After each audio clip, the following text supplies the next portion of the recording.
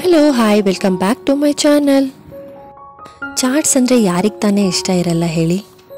ಎಲ್ರಿಗೂ ಚಾಟ್ಸ್ ಅಂದರೆ ತುಂಬಾ ಇಷ್ಟ.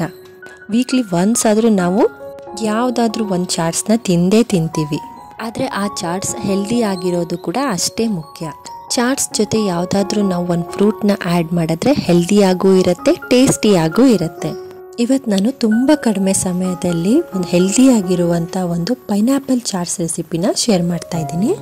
ಬನ್ನಿ ವಿಡಿಯೋನ ಸ್ಟಾರ್ಟ್ ಮಾಡೋಣ. ಅದಕ್ಕೂ ಮುಂಚೆ ಯಾರಾದರೂ ನನ್ನ ಚಾನಲ್ನ ಫಸ್ಟ್ ಟೈಮ್ ನೋಡ್ತಾ ಇದ್ದರೆ ದಯವಿಟ್ಟು ಸಬ್ಸ್ಕ್ರೈಬ್ ಮಾಡಿಕೊಂಡು ವಿಡಿಯೋನ ನೋಡಿ ಅಂತ ಹೇಳ್ತಾ ಬನ್ನಿ ವಿಡಿಯೋನ ಸ್ಟಾರ್ಟ್ ಮಾಡೋಣ.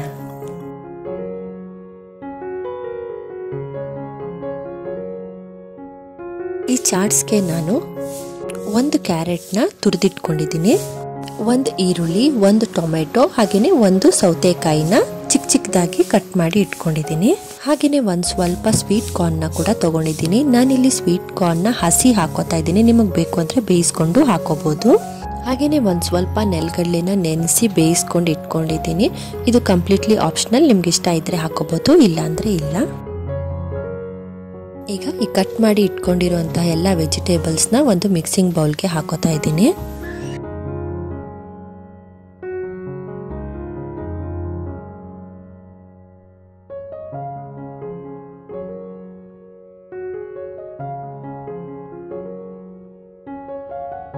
ನಂತರ ಒಂದು ಕಪ್ನಷ್ಟು ಪೈನಾಪಲ್ನ ಈ ರೀತಿ ಕ್ಯೂಬ್ಸ್ ಆಗಿ ಕಟ್ ಮಾಡಿಕೊಂಡು ಹಾಕೋತಾ ಇದ್ದೀನಿ. ನಂತರ ನಿಮ್ಮ ಖಾರಕ್ಕೆ ತಕ್ಕಷ್ಟು ಗ್ರೀನ್ ಚಟ್ನಿನ ಹಾಕೋಬಹುದು. ನಾನಿಲ್ಲಿ 1 ಚಮಚದಷ್ಟು ಗ್ರೀನ್ ಚಟ್ನಿನ ಹಾಕೊಂಡಿದ್ದೀನಿ. ಹಾಗೆಯೇ 1 ಚಮಚದಷ್ಟು ಚಾಟ್ ಮಸಾಲಾನ ಹಾಕೋತಾ ಇದ್ದೀನಿ. ನಂತರ ಒಂದು ಅರ್ಧ ಚಮಚದಷ್ಟು ಉಪ್ಪನ್ನ ಹಾಕೊಂಡು ಎಲ್ಲಾನು ಚೆನ್ನಾಗಿ ಮಿಕ್ಸ್ ಮಾಡ್ಕೋಬೇಕು.